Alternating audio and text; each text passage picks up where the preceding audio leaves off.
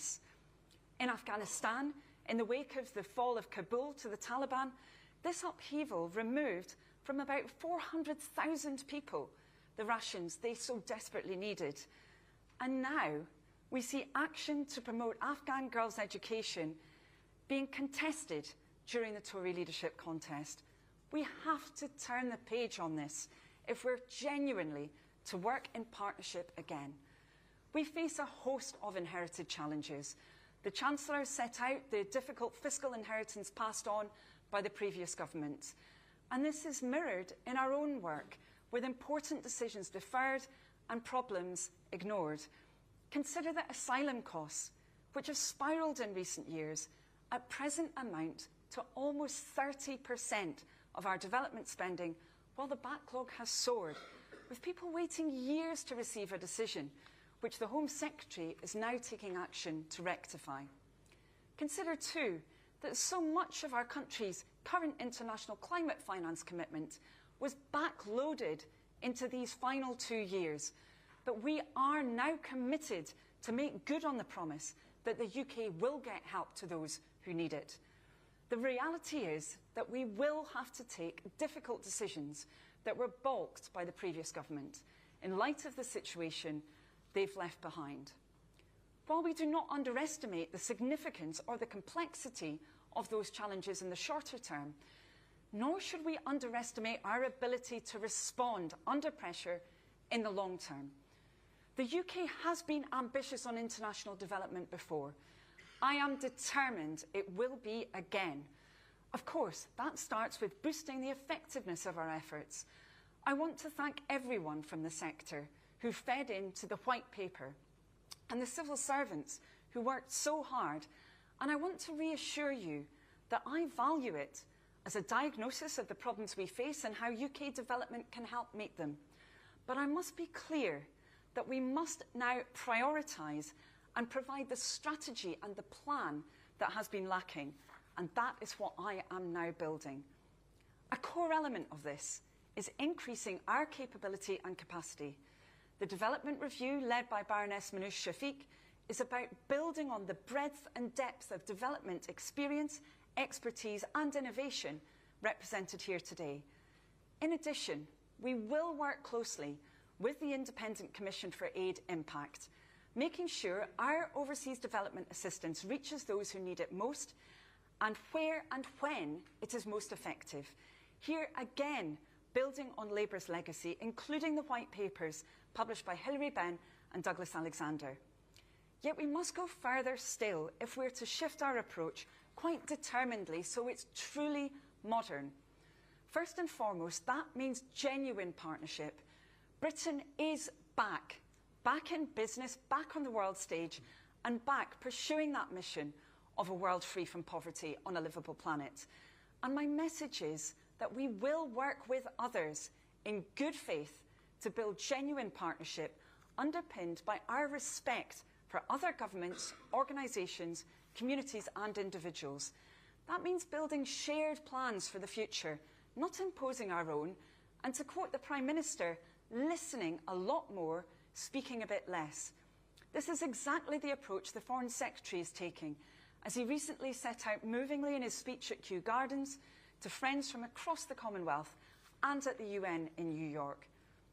Now, currently, we're seeing those nations which were unable to industrialise bearing the brunt of the climate crisis, with a terrible cycle of floods, droughts and hurricanes. Because climate and development are interlinked and interdependent, we will put tackling the climate and nature crisis at the heart of everything we do. Domestically, this government has an ambitious climate policy. The drive for cheaper, greener power being led by Ed Miliband will not only bring bills down here, help us achieve energy security and meet our goals to decarbonise, it also gives us credibility and expertise abroad as we lead the response to the climate and nature crisis both bilaterally and through multinational organisations. Indeed, for those of us feeling the benefits of being largely on the other side of the global equation, recognising the fundamental unfairness of the way the odds are stacked isn't just the right thing to do, given all that's passed. It's a vital part of how we renew the trust between us that's fragile to the point of breaking, so fundamental to ensuring that we can work together for our mutual interests. This approach will run through a vast range of work, from developing the new Global Clean Power Alliance and galvanising just energy transition partnerships, to making sure everyone feels the benefits of green innovation. We will work to harness our whole potential by expanding equality and opportunity, including for those held back by racial and gender inequality, a priority for me as the Minister with responsibility for this at home and overseas. And from our bilateral country model to the way we work much more widely, we will demonstrate that we are listening, not just say we are, and do all we can to bring a better offer to the table, so we restore the confidence of the British people in how we use their money and encourage those who take confidence when the UK shows leadership, walking the walk, not just talking the talk. Secondly, we will champion reform for a global multilateral system that includes everyone, works for everyone, and is fit for the future. Labour is proud to be an internationalist party. It was the post-war Labour government which championed the World Bank in its formative days. And Britain under Labour will become a leader again today, determinedly driving forward global reform. That means not just listening to our partners as a priority, but making sure we take action together. When it comes to the humanitarian and development system that's so stretched, we look forward to seeing Tom Fletcher making the most of his new role as UN Relief Chief, and to working with our partners to take a less siloed, more joined-up approach across everything from climate to the needs of women and girls to humanitarian relief. And when it comes to finance, time and again, we've heard from small states and other vulnerable states how difficult it is to access what they need to pursue their ambitions and priorities, to escape the trap of unsustainable debt and to get on a sustainable footing.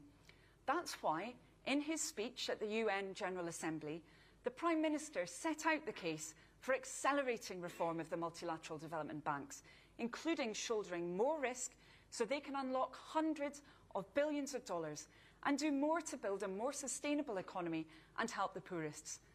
Next week, I will go to the World Bank's annual meetings in Washington to press them to shoulder more risk so they can unlock the money that is so desperately needed.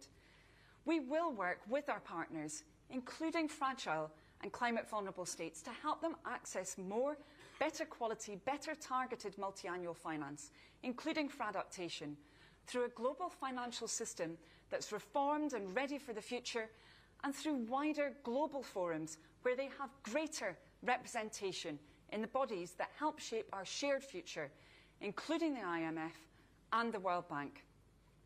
We will champion financial innovation, from the insurance and guarantees our partners are seeking to the climate resilient debt clauses promoted by the UK that we're calling on all creditors to offer in their current and future lending. Both within government and working with the financial services industry, we will make sure there is more to come, including helping countries tackle the barriers to investment that choke off the flow of private finance. On so many fronts, from trade to taxation, globally, momentum is now building for the sort of change we need to see, and we're committed to making the most of every opportunity to urge it ahead. That's why, at the UN, the Prime Minister called on all donors to make the most of the International Development Association replenishment as a critical milestone in the fight against poverty. It can be bigger, better, and help more people, especially those in fragile states and conflict zones. So on that basis, under this new government, the UK will be ambitious too, increasing our pledge and encouraging others to play their part. And as the Prime Minister highlighted at the UN in recent weeks, there are measures that we can crack on with right now to unlock further resources for sustainability, resilience and renewal, like a new levy on global shipping that takes account of the true cost of emissions and puts the proceeds, cutting them even further and helping communities cope with their impacts. Third, we will make sure the UK's expertise and ideas are at the heart of reliable development partnerships. When we work together across development and diplomacy, we maximise our impact in everything from helping countries harness the opportunities of renewable energy, to reversing the vicious cycle of conflict, to empowering women and girls. This government will be proactive about all the UK has to offer the world. Our country is brimming with talent and brilliance. We're home to research and innovation on everything from nutritious and resilient crops to new medicines and vaccines, cleaner mining and emerging technologies. We have world-class universities, finance institutions and expertise in leveraging private capital into low-income emerging countries, including through BII. Both within government and in the City of London, we will make sure there is more to come, including helping countries tackle the barriers that choke off the flow of private finance. We also, of course, harbour top-tier businesses ready to share their insights and innovation with peers around the world. And we harbour dedicated volunteers in everything from health to education to search and rescue to the protection of nature and so much more. We're determined to put this talent and commitment to work, making sure we can connect British expertise and British solutions with international partners in the spirit of collaboration and partnership. And as the Member of Parliament representing a large part of Oxford, a city full of people who've dedicated their entire working lives to serving others in need, this is a personal priority for me. Fourthly, and finally, in doing all of this, the new government will be confident in publicly championing the power of international development, so we all feel the benefits of working together to make headway. At a time when the Prime Minister and Chancellor have set us all a challenge to grow our economy and bring opportunity to people across our country, we know our partners around the world share these goals for their countries and their people as well. From clean energy to protecting and restoring nature, land and sea, and from trade to tackling illicit finance. So that means no more apologising for making progress where we can, and more recognition that putting our best foot forward in all we do at home and around the world is in everyone's best interests. Finally, I want to emphasise how much I look forward to working with all of you in the months and years ahead. In the last 14 weeks, I've seen what development can achieve, from promoting green growth in Indonesia to helping keep Syrian girls in school in Jordan to promoting a literal lifeline in South Sudan. I've seen how the UK can promote modern partnerships at big global meetings from Rio to New York to Hamburg. And time again, I've been reminded that, as Mandela said, our human compassion binds us to one another, not in pity or paternalism, but in pursuit of our common purpose of relieving suffering and reinvigorating hope for our shared future by working towards it together. Now, Mandela also said that together, as you all know, we could make poverty history. Well, much has changed since the time when he said that 20 years ago, under a Labour government, for good and for bad. But it remains the case that the only way we can tackle shared challenges, from getting help to those in need to preventing global health crises, is by working towards it together. That's the only way we can make the most of shared opportunities, from reforming the global financial system to healing the natural world. And that's the only way we can make good on the promises we've made at home as well, from the first duty of government to keep our nation safe, to our mission to grow our economy so we bring opportunity to all. Sadly, there are forces hell-bent on setting the global north in opposition to the global south. But partnership is part and parcel of how we overcome them and make sure that those of us who care about our shared future are able to work towards it together. Ministers and civil servants, everyone here today, medics, firefighters, teachers volunteering their services, brave journalists, and people up and down our country, including our proud diasporas, doing so much for our communities here and their families and friends overseas. The British people understand this deeply, and it's extraordinary that even in challenging times, people find a way to help. I have no doubt that the compassion of the British people will shine through once again now. So today I am delighted to announce that the government will match public donations to the new Disaster Emergency Committee appeal to help charities do more to get life-saving help to civilians caught up in the conflict in the Middle East, across Gaza, Lebanon and the West Bank. People who find themselves in desperate need of humanitarian relief. That support builds on the humanitarian aid this government has announced for Gaza, Lebanon and Syria since July. We will match public donations to the new appeal up to £10 million, and together we will make a difference. Thank you so much, and I look forward to the questions. Thank you.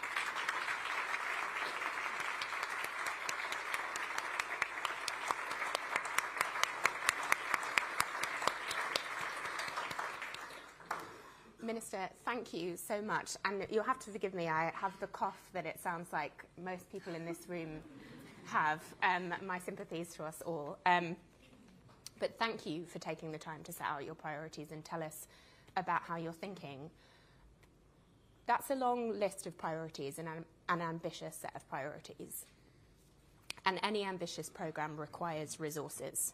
So you mentioned that up to 30% of the current overseas aid budget is being spent at home, or has been spent at home, on refugee and asylum seeker accommodation. We saw over the past couple of fiscal years the previous government did top up the aid budget to some degree to mitigate the risk of that being spent at home. We're a few weeks out from the budget now. Some groups have warned that if the budget isn't topped up again, the actual amount going overseas will be the lowest in many years, potentially since 2007. So I hear the emphasis in your speech on the things the UK can do that are not just about money, that are about reform, that are about the international system. But nonetheless, tell us about those conversations about the aid budget. Where is it going? If it isn't topped up this year, how do you square your list of priorities with the limited resources at your disposal, and will that change in future? Yeah, well, thank you very much for that question, and it's my strong belief, and thank you for referring to priorities, that we do have to prioritise. That's why I've said there are those 4 key shifts that we need to make, and we need to be very explicit about being strategic in how we operate on international development. I think that's very important because we desperately need to have a longer term approach, and I feel that's not what we've had actually over recent years. You did refer to the previous situation, and it's been a very turbulent one actually. We've seen a lot of change over the years. We've seen those costs, as you referred to, the so-called in-donor refugee costs, going up, fluctuating in a way that hasn't been controlled.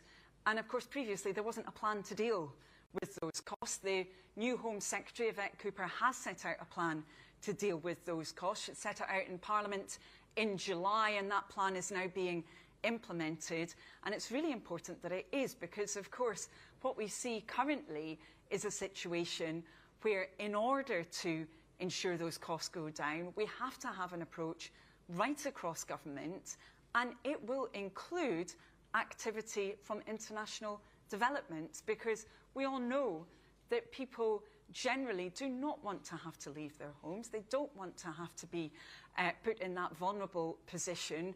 And the UK can do more to be supporting those who've been forced to become refugees. And we've announced that through a number of interventions since we came into office. And I really think it is important we're playing our part with other countries in that global effort, especially when we see such a level of displacement globally. Now, I'm really determined that we get to a longer-term situation. Of course, I'm determined that we do get to 0.7%, of course. That's a manifesto commitment for the Labour Party that's very important for us. Every department at the moment is in a difficult financial situation, but I've been very clear that actually for the UK, and particularly for my political party, international development could not be more important. I set out the legacy in my speech. This is an area where we can act to make sure that we're supporting people globally and have such a positive impact for people at home as well. So we definitely want to see an end to that turbulence and a longer-term strategy when it comes to international development funding. Thank you. And as Yvette Cooper implements that plan, your expectation is that that will free up more resources for you to spend overseas? Well, Yvette has set out the measures that need to be taken to stop the situation that is clearly very bad for those who, for example, are in asylum accommodation, some of them for many months, to reduce the cost for the taxpayer, which is incredibly high, and ultimately that will then have that impact on those figures within the overseas development assistance budget. And you know, the UK is an outlier here. Of course, ODA being jargon, overseas development assistance being used as the category for in-donor refugee costs is an international statistical convention from the OECD, but the level of that funding within the UK proportionally is significantly higher than in other countries, and we're really bearing down hard on it. Thank you. I wanted to put another issue to you. We're just past the 100-day mark for this government, and there has been some commentary that it's been a tricky start in terms of communicating the government's priorities clearly. And you talked in your speech about getting the British public on board with development and with aid. So can you tell us a bit about how you think about that? It's arguably not always popular to focus on problems overseas when people are feeling the pinch at home. So what's your strategy for communicating clearly what your priorities are and bringing people with you? I think it's really important that we have a government that is confident about this. And I'm very confident in talking about what we've been doing since coming into office to promote that mission of a world free from poverty on a livable planet. I think when we're very explicit about exactly what taxpayer money is delivering, there's very strong support for it. I think there are challenges when there isn't clarity about what that money is delivering, when there are concerns about value for money. That's why, for example, the Independent Commission for Aid Impact is important. That's why making sure that we have a strategic approach that's joined up is important. It's also why working with partners is really important, so that we're doing as much as we possibly can with others as well. But I think we can see that actually in the UK, up and down the country, there's very strong support for international development. You see that in the extent of volunteership that I was referring to in my speech. But I'm confident we're going to see it actually with this DEC appeal as well. I'm confident that we will see the British people supporting that in the same way that they've indeed supported many DEC appeals that have taken place, including after the pandemic. So I think it's important we don't lose sight of that. I do genuinely believe that's an important part of the values that make our country very special. Thank you. I want to ask you a final question, and I know the audience will be absolutely burning with questions, and we've got a lot online already. You brought up the DEC appeal that you mentioned there, and I know alongside that public appeal and the commitments that you've made today, the government has committed significant amounts in aid to the situation in Gaza to meet humanitarian needs. But there are serious concerns from a number of reputable sources, including UN bodies, including the UK's own Independent Commission for Aid Impact, that aid, including UK aid, is not reaching populations in dire need. Can you tell us a bit about what steps the UK is taking to apply the political and diplomatic pressure needed to ensure Israel fulfills its responsibilities to enable the free flow of aid, humanitarian access, protection of humanitarian workers? How is that working? What will you do if you don't see progress on this issue? Well, this has been a priority for the new UK government since really the first days of coming into office, and the need for action here clearly is only intensified. I'm extremely concerned about the situation in northern Gaza, as I'm sure many people in this room will be. And I said in Parliament a couple of days ago, and I'll say again today, restrictions on aid are unacceptable. And the UK government has been crystal clear on that, and we've been using every avenue to make sure that message is heard loud and clear. That's included with a whole range of partners, including UN agencies. Of course, the new UK government acted speedily to switch on that support for UNRWA again, and as you would expect, that's a matter that I've discussed in detail with the leadership of UNRWA, also with other UN agencies as well, seeking to work with them and with our partners too, making sure that message is loud and clear. That was included with the Israeli government as well, and the Foreign Secretary has repeatedly made that case. It's incredibly important that people in need have access to the aid that they require. That covers, of course, food, and we see now very large numbers of people who are in food insecurity now. also water and sanitation, where there have been very significant problems. And this appeal is important to be supporting the aids that people need. But as you mentioned, we have been seeking a range of other avenues to be really promoting that case. And I went to Jordan a few weeks in as quickly really as I could get to the region so that I could see for myself the activity to be getting aid into Gaza. Now, actually, that situation has got harder compared to what I was seeing then, and we'll keep pushing that case for greater access. It's so desperately needed. Thank you. Let me open it up now to questions in the room. Okay. Let me go down here first. Hi, I'm Lara Spirit. You've got a mic.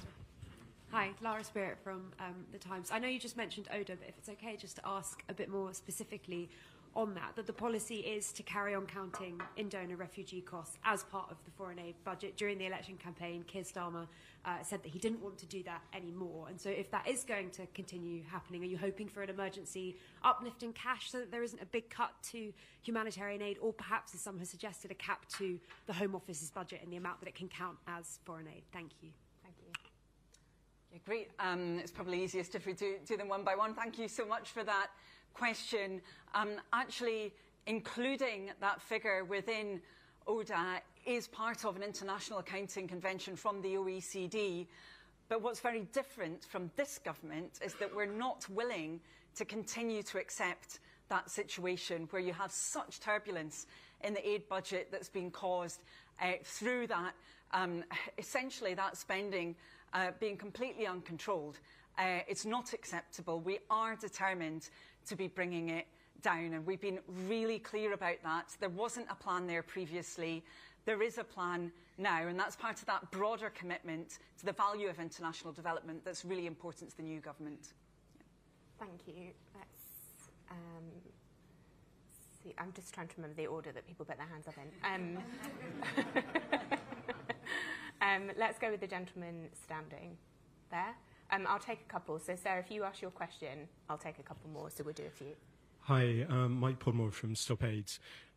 Despite COVID fatigue and many competing global crises that you've mentioned, conflicts and other development priorities, I think we all know it can't be an option to deprioritise global health or tread water in the fight against the world's existing or future killer diseases.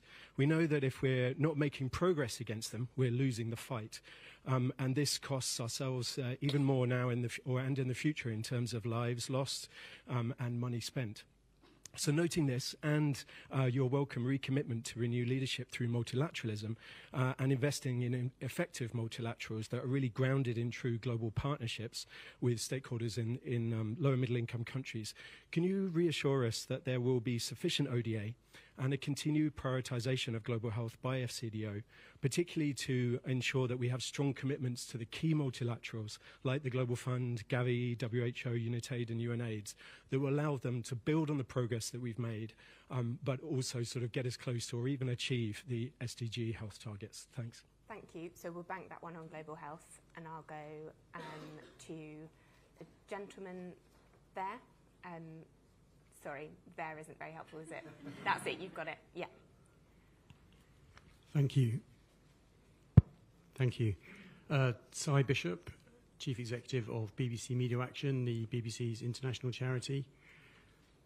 Right now there are Ukrainian journalists on the front line wearing flak jackets and helmets paid for by FCDO and delivered by BBC Media Action, and they report back to a TV, radio, digital studio, also built by us with support from FCDO. Do you accept this as an exceptional example of the priorities you've just laid out, working in conflict zones, supporting the Ukrainian public, leveraging British talent, great British talent, and indirectly delivering more soft power to Britain? Thank you. I'm going to take a question from online. So Jerome Phelps from Debt Justice has said, it was encouraging to hear you speak about the need to tackle unsustainable debt.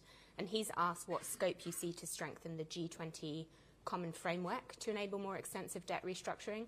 I hope Jerome will forgive me, I'm going to add to that question. In general, what role do you see for the UK to enable debt relief and restructuring, especially given now so much of developing country debt is held by the private sector, held by China, in contrast to where we were maybe 20 years ago when this issue was also on the agenda.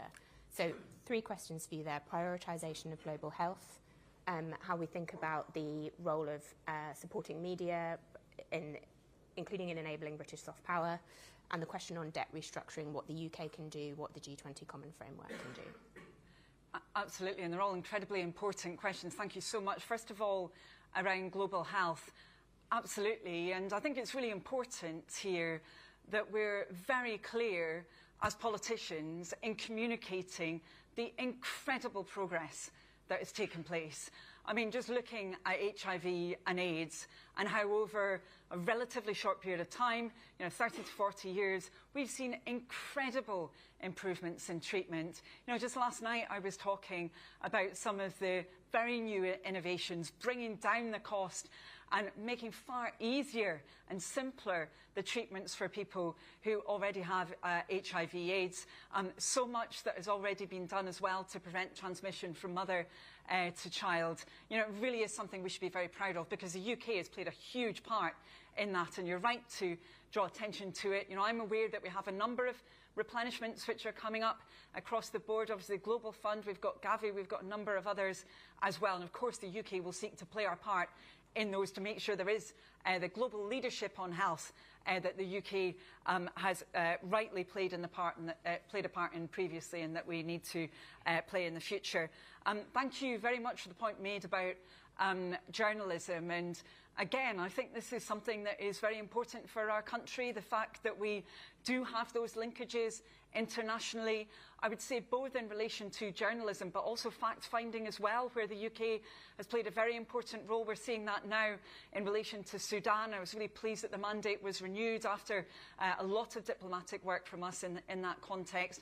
It is really important. I think it's a fascinating example that was mentioned, a really important one.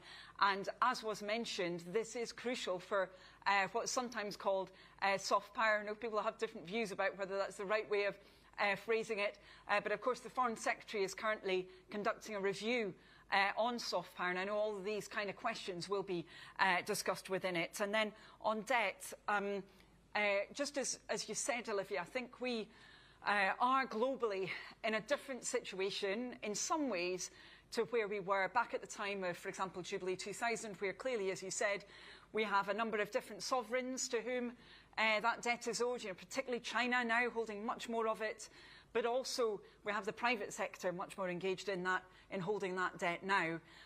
However, the need for change is also very urgent, just as it was back then, because we see such a large number of countries now who are having to pay more in debt repayments, as many people will know in this room, of course, than they're able to pay out in terms of essential healthcare and education services. So we do want to ensure the UK is playing a leadership role here, particularly in the G20, where there's been quite a lot of work on pushing innovation, thinking about what more could be done.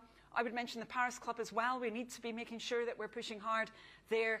And, really, I want to be looking at every way that the UK can be working on this question, because it is holding back the development of so many societies and communities in a way, as I said, that is quite similar to what we saw before, even if the nature of that debt has changed over the past few decades. Thank you. All right, let's take another selection. Go to this side of the room. So the woman in the middle of the row there, can you see? Yeah, okay. Hello, I'm Sarah Bradford from SOS Children's Villages. I'm particularly interested in what the UK government is planning on doing around children, and in particular those in the most vulnerable situations, so those without parental care or at risk of losing it. Thank you. Thank you. We'll take a few more. Let's go, Mahim, if we go to the woman a couple of rows back from there in the middle. Thank you. Thank you very much. I'm Ludovica Nedda from Care International UK. As you know, aid cuts had a devastating impact on the lives of women and girls in particular, and overall we know it was not a strategic nor effective way of doing development. How will the government actually ensure that gender equality programming is protected, particularly in the context of the upcoming difficult budget decisions? Thank you. Thank you, and I'm going to add an online one to that. So Ruth Bergen has asked, she said, it's long been known that shifts in terms of trade in favour of developing countries have the potential to have more impact than aid alone in many cases. The Minister oversees a joint unit with DBT, the Department for Business and Trade.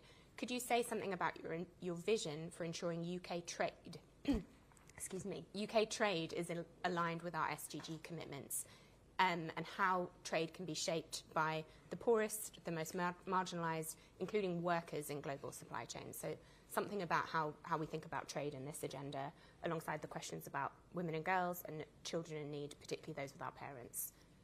Absolutely. Well, again, thanks so much for those really important questions. And first of all, in relation to the situation of children, I mean, I think, unfortunately, we always see, particularly in situations of conflict and humanitarian need, that it is so often children, especially, as was mentioned, those who are without their parents, also the mothers and children, disabled people and the elderly who tend to suffer the most and suffer most quickly. And it really is important to understand circumstances and the whole range of circumstances when we play our part as the UK in trying to work with others to deal with humanitarian need.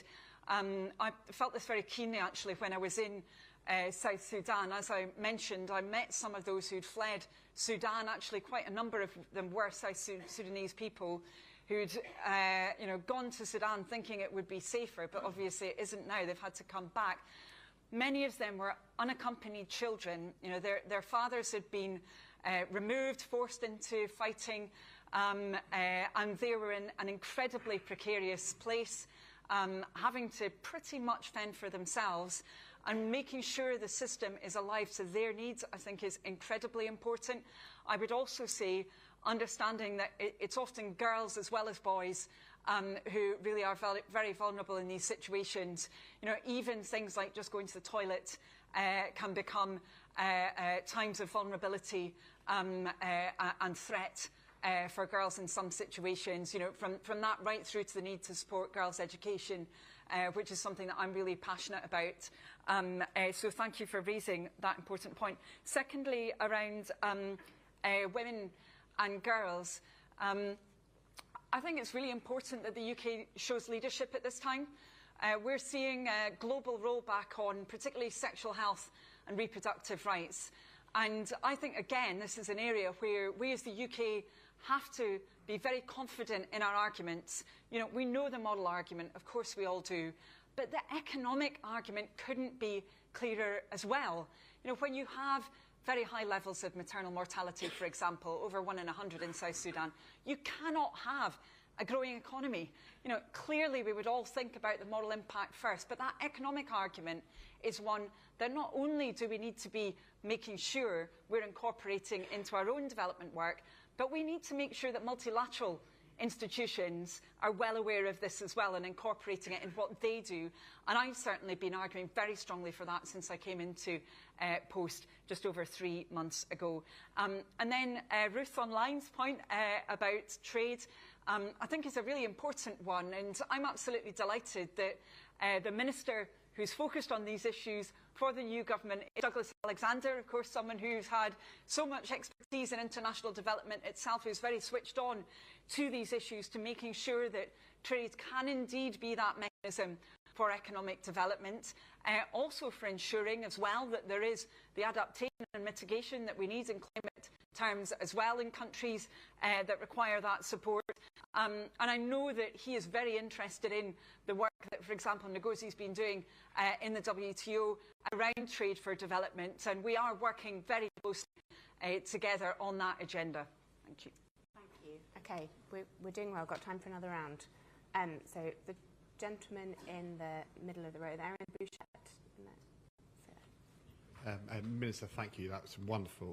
Ed Davey, head of WRI in the UK, in Ranil's and Mark's very, very good book on the history of DFID. From the Clare Short years onward, you had Blair and Brown, who so loved this agenda that at every point they backed their minister. I intuitively feel that your Prime Minister, our Prime Minister, and our Chancellor are in the same ilk. And yet, with the exception of the PM's fantastic speech in New York, I haven't heard them speak with the same propriety and sincerity that I hear from you here on this agenda.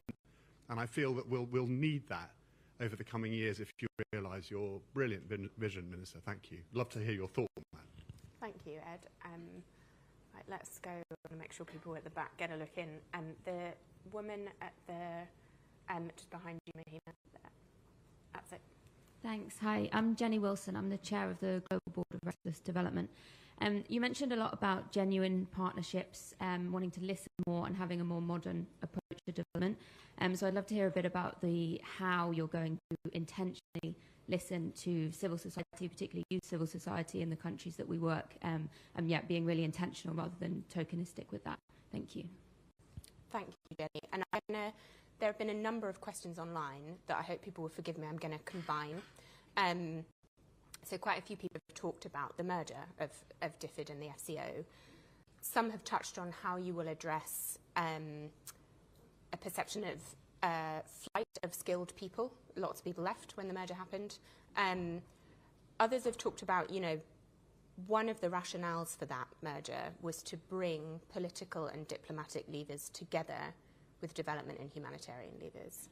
And in your speech, you talked a lot about conflict and the political roots of conflict and the drivers of poverty and marginalisation. I think what a lot of the questions are getting at is they would like to hear your take on how you combine political and diplomatic pressure with humanitarian and development aid effectively when looking at those situations around the world. So we've got how committed are the PM and the Chancellor to this agenda? Tell us your perception of that. How will you, in practice, really be listening to civil society, especially young leaders? And those questions around the merger, particularly how it will work going forward and how you bring those levers together. Yeah, brilliant. Well, thank you so much, everyone, for those really important questions. And thanks ever so much for the very kind words. And I mean, I think I can't really be clearer than underlining that international development, I think, is absolutely fundamental right across all of the new cabinets. I mean, all of us are people who are committed to that, and that, of course, includes Keir and Rachel. And I would say particularly for the Prime Minister, his work and track record around promoting human rights, not just domestically but internationally as well, is something that shows he understands the need for that joined-up approach internationally. And Rachel, as well, is someone, relating this to the previous discussion, who's absolutely passionate about women's inclusion in the economy. And that has been international as well as domestic. And, she's spoken a lot about this. And I'm really delighted that she's going to be at the IMF at a similar time as I'll be at the World Bank next week, really pushing that UK leadership around these questions. I think we feel a very heavy responsibility. We know that in many ways the world is at a crossroads. We have to show that UK leadership. And I know that Keir and Rachel are really determined to be doing that, as well as I said, all of the UK cabinet.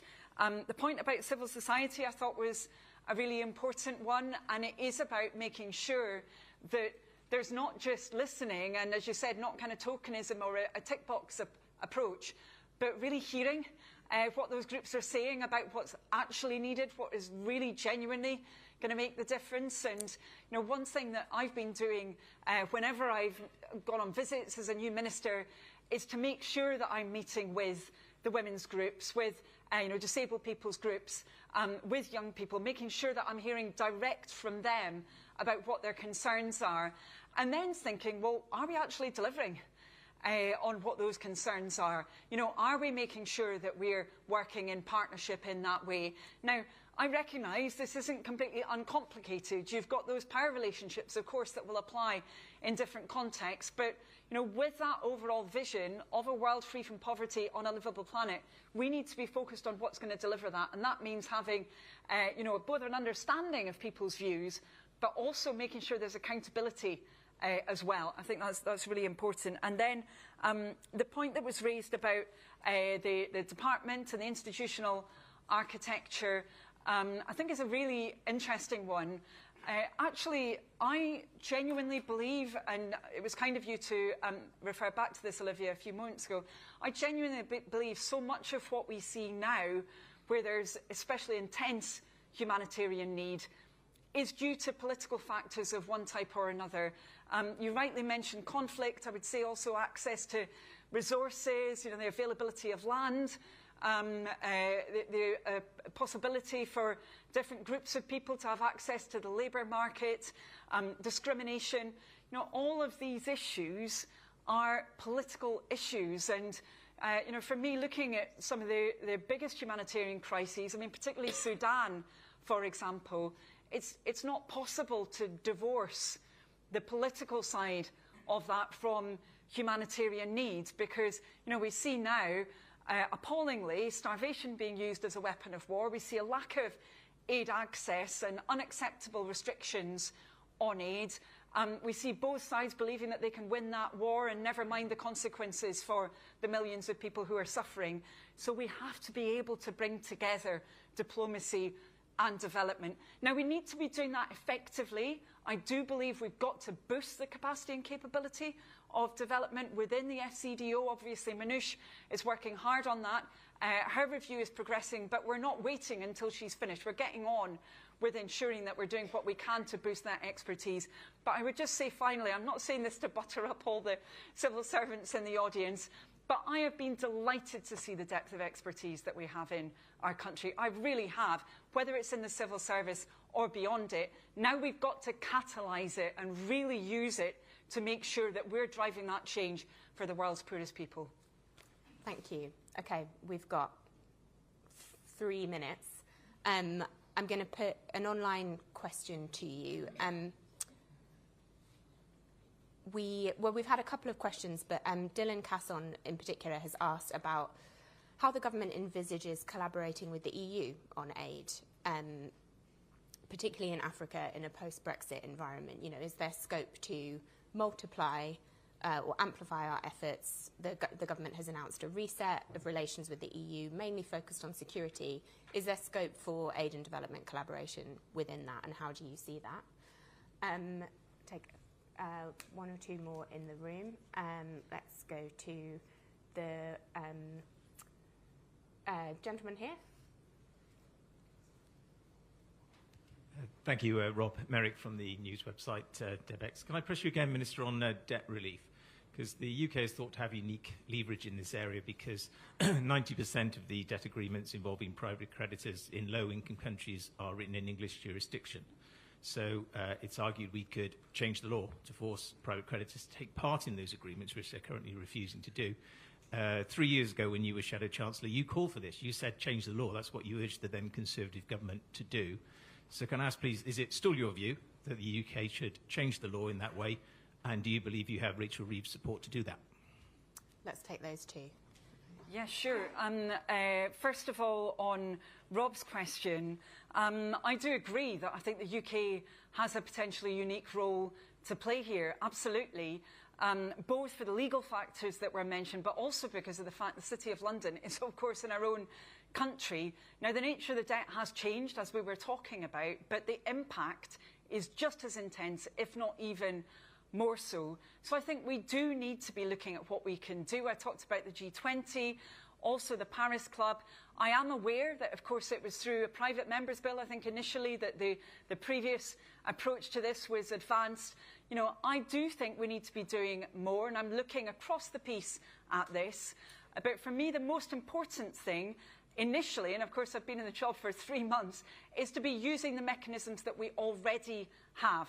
That means G20 with the changes that have been made, and the Paris Club as well.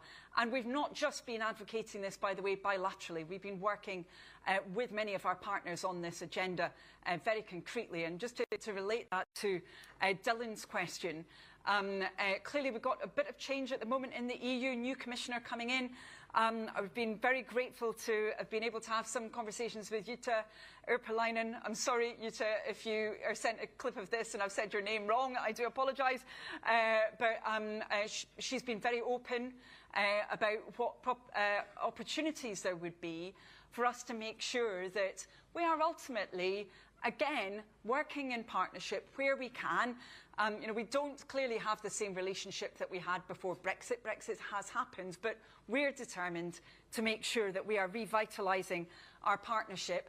I would say also, though, bilaterally with other European nations, and of course with the Global South too. And I think there's so much potential. You know, when I was in Brazil, having a lot of discussions with them about work that they've been engaged in, also South Africa, of course, the current and then the future G20 leadership. You know, I think there are a number of areas where we can demonstrate that partnership very effectively as the UK, make sure that we're delivering more effectively as a result of that, above all, for people and for planet as well. Minister, thank you. We're on the dot at 2, so I'm going to have to close it there. I'm so sorry, there were so many questions. Thank you to you all for your interest in this event, which was vast, and for all of the informed questions. We asked you about a real array of issues there, Minister. So thank you to everyone, and thank you to you, Minister, for coming in to tell us about your priorities. We hope to have you back again soon to let us know more about how it's going. Thank you.